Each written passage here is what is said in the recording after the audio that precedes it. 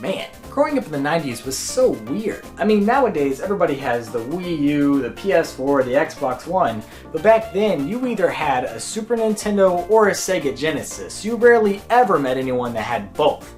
I had the Sega Genesis, and incidentally, my first game was Sonic the Hedgehog. I got into gaming incredibly young, like 4 years old, and I was hooked from the start. I became obsessed with Sonic the Hedgehog. Like, a disgusting amount of my time was spent watching Sonic TV shows, reading the comics, playing the games, or drawing Sonic. My entire room was Sonic, all of it, even the bed sheets. I was featured in an issue of the Sonic the Hedgehog comic book, issue 110, which I actually have a copy of signed by Yuji Naka. I even had a Barbie Power Wheels car that my parents turned Sonic blue. It was a sickness. Yes, I was that weird kid that nobody wanted to talk to. I even drew original Sonic characters, meaning that, yes, that abomination on the title screen right there was my character that I made when I was like 9. Now, I'm not obsessed with Sonic anymore. I'm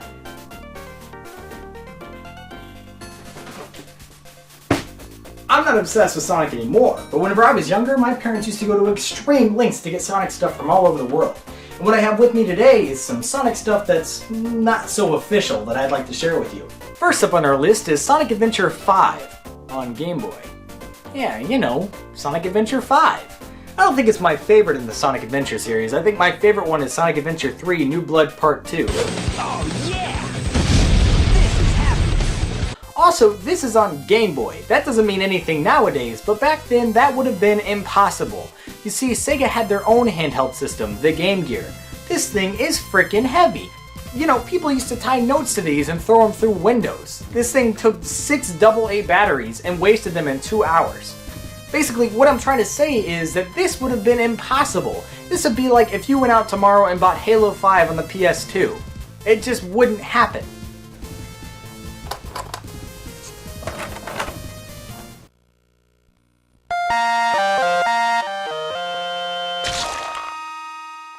Jesus of Christ, what is happening? This is terrible. This is the worst thing I've ever heard. I would rather take sandpaper to my own teeth than listen to this. I would rather feel Adam Sandler's hot, sweaty breath on my ear as he whispers sexual innuendos to me than listen to this.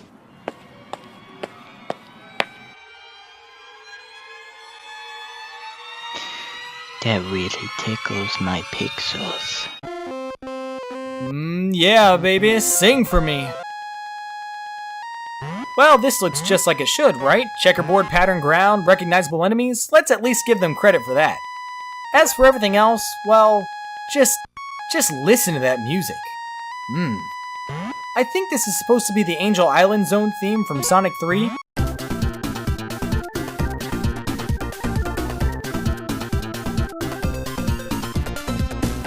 Well, yeah, it is. On acid. It actually sounds like dial-up.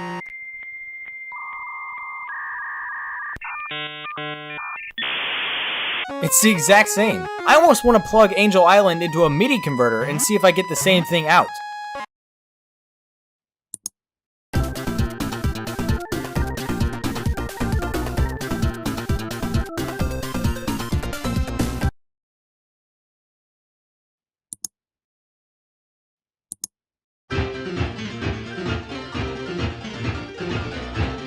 Okay, I lied. This is much worse. Okay, so if you can't already tell, this control's like absolute trash. And the worst part of that isn't the controls, it's trying to explain the controls. Okay, so you know how in like a classic Sonic game you can jump and control your jump in midair, right? Well, in this piece of rubbish, you can only control the direction of your jump at the peak. On top of that, there's about a half a second input lag on every input. Just think about how difficult that makes this to play. Also, I guess it's worth noting that every sprite here is just ripped from Sonic Triple Trouble on the Game Gear. You can tell they really cared by the way Sonic jiggles around when he walks. Another thing, the spin attack does nothing. It hurts you when you run into enemies. It might as well not even be there. My God, look at that quality. Truly, this game is an unappreciated work of art. Well, that's over. Did I beat the game? Oh no, that's right. Green Hill Zone Act 2. I'm sorry? I thought it said Green Hill Zone. This is neither green nor hilly. This is an entirely different area altogether. Yeah, did you like how I didn't pick up that ring? That was pretty great. Are you... Okay, look, I know I'm nitpicking a bootleg Sonic game, but come on, that is unbelievable. How did I hit the first enemy but manage to get hurt by the second one? My, that's a pretty high gap up there. Let's try that again. Oh my god, it didn't let me jump. Maybe I need a running start. Okay, never mind. Well, I am done with that, but you know what? I got another one. Sonic 6, also on Game Boy. Yes! I'm so excited!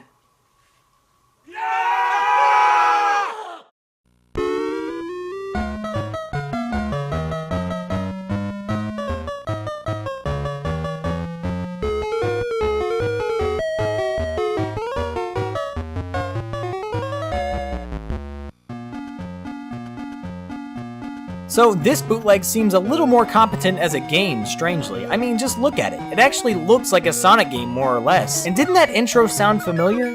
Well, as it turns out, this is a hack of a Speedy Gonzales Game Boy game, and I actually have the Super Nintendo game right here. Looking at this, it'd be so easy to make a Sonic game out of this. And somebody did! Years ago, there was this game floating around called Sonic the Hedgehog 4. A game that was ported to Super Nintendo and Genesis cartridges and being sold as the real deal at flea markets. In reality, it was just a hack of the Speedy Gonzales game. So, Sonic 6 really is a sequel to Sonic 4. Isn't that weird? Strange, isn't it? Anyways, this game is hard. I mean, like, clipping your toenails while driving one-handed on the highway while avoiding oncoming traffic hard. I mean, just take a look at this. Your jumps have got to be precise. Once you jump, you need to know where you're going because you have almost no control in the air. Several times, I have overshot or undershot platforms because of this. Oh yeah, one-hit death, by the way. No invincibility stun, no knockback, no chance to learn from your mistakes, just death. Isn't this fun? Isn't it so much fun when your enemy is like 10 times faster than you and near impossible to get by? The number one problem in the Sonic game is that Sonic is too freaking slow. Garbage. Trash.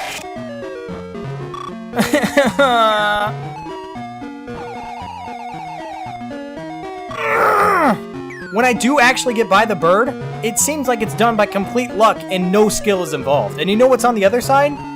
Another bird. Yeah. Come on, baby. Come on, baby. Come on, baby. God! Are you kidding me? Okay, I got this. I got this. Oh man. Oh my god. Okay, this is all new. I don't know what to do. Do I jump? Do I jump? No! No! No! No! Nope, I can't do it. I can't play this anymore. I know that you guys have only been playing this for a little bit, but I've actually been playing it for 2 hours. So, I don't have the patience to play this anymore, but luckily someone out there named Nineco does. Just look at this. This man is a god. The main issue with this game is that it's impossible to see what's below you, so every single jump is a complete leap of faith. God, just watching this gives me anxiety. Like, bro, how do you even know what's coming next? Maybe this is this guy's favorite game. Maybe he's played it so much he basically understands it as a science now. Who knows? Well, that's basically the game. It doesn't change or get any better from there. Now, as far as bootlegs go, that's about all I got. However, I do have something else that my parents bought when I was younger, Sonic Xtreme. Time for another history lesson, kids. I promise I'll keep it brief.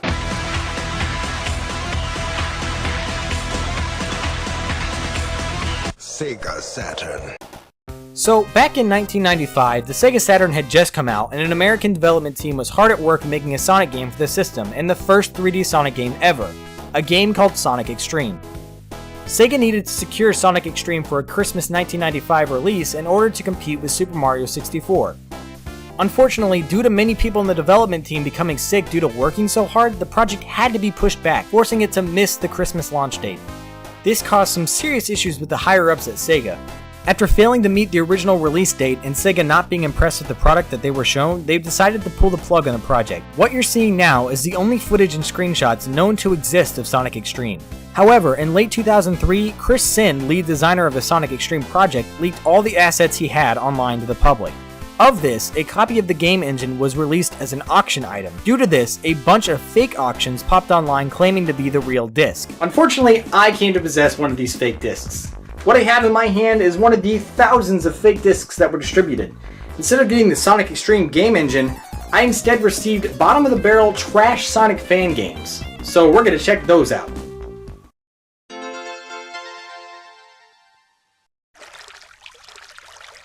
Sonic Quest.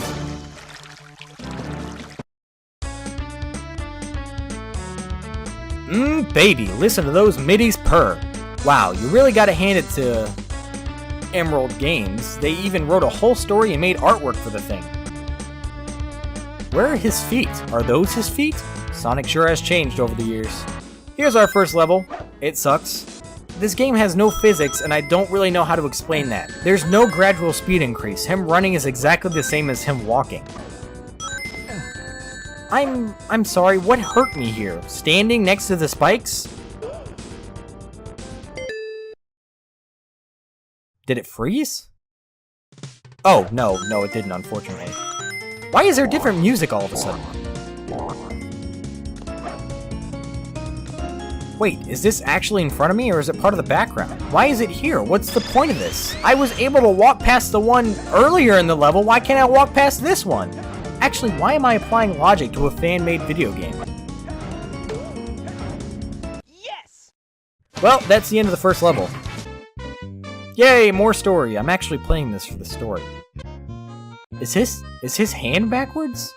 I don't know, it just doesn't look right. Excellent.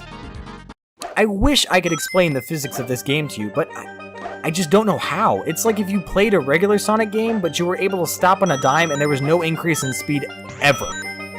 I mean, crap like this just happens and I don't even know how to get out of it or what to do.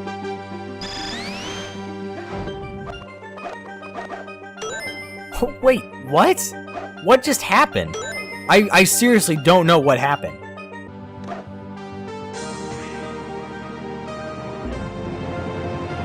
What killed me? You can just glitch this thing all over the place. Look at this. Look at this high quality gameplay. Truly amazing. I mean, I could just show you guys this game forever, but I think I'm gonna go ahead and move on. Alright, last game. Now there's a bunch of games on this disc that I'd love to share with you guys, and maybe I will at another time. But this last one I want to make sure I cover because it has such a special place in my heart. So right away, we can just see the remarkable amount of quality dripping from this game. I mean, just look at that lens flare completely covering the title screen. Quality.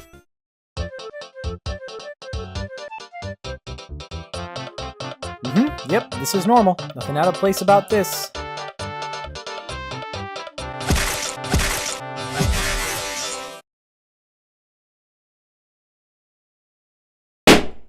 So, let's talk about that. I played this game a lot as a kid. Think about that. This was way before Call of Duty, whereas today 6 and 7-year-olds see people's heads blow up on a daily basis. This was probably really traumatizing to me as a kid. And that noise. Ugh. Anyways, the controls are ass. Sonic isn't even touching the ground. He's in like this weird half-running animation. Whoa, guys, I'm getting scared. Seriously, this is getting too spooky for me.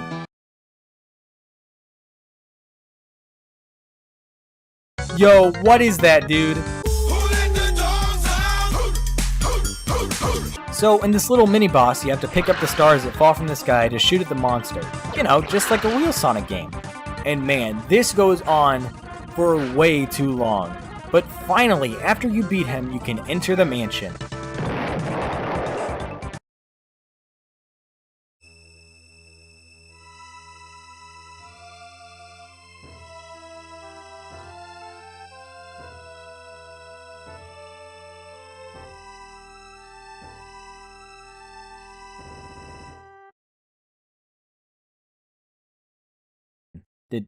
Did the game freeze? Okay, yeah, it froze. Okay, so after doing all that again, you enter the mansion. To be honest, I don't think I've ever seen the inside of the mansion, or if I have, I don't remember. Oh, alright, we're just gonna use that sound effect for everything now? I know someone right now is thinking, why are you jumping that high? You'd want to jump low to avoid the bats. Well, I get what you're saying, buddy, but the thing is that you can only jump at a set height. This is it. There's no adjustment for how high you can jump. So now we're in a room filled with doors ripped straight from Super Mario 64. I actually vaguely remember this. You had to beat all the games behind the doors. For example, this one is Super Mario. Let's just make that the new sound for when you squish a Goomba in a Mario game.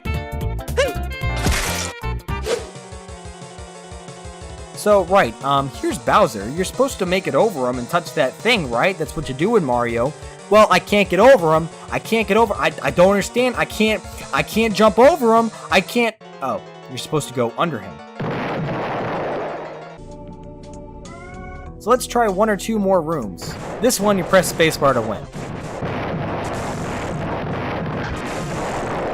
Or maybe not.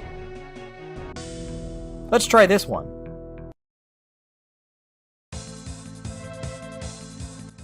What are those? They look like a logo or something. Also, you can just leave the screen if you want to. Nothing's stopping you. Alright, well, that's about all I can take. Well, I think it's safe to say that we all learned something today, and that is,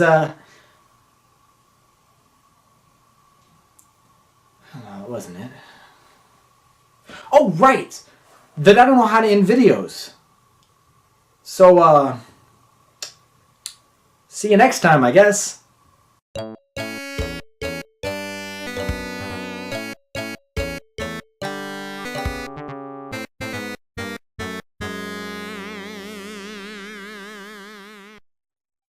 Hey guys, thanks so much for watching. I know I've been gone a long time, but this one took a little longer than normal. If you liked it, let me know by liking, favoriting the video, commenting on the video, doing whatever. But if you want to see more, you should go ahead and click that big ol' subscribe button up there. And maybe take a look at some of my other videos. Maybe, you know, if you think you're cool enough for that.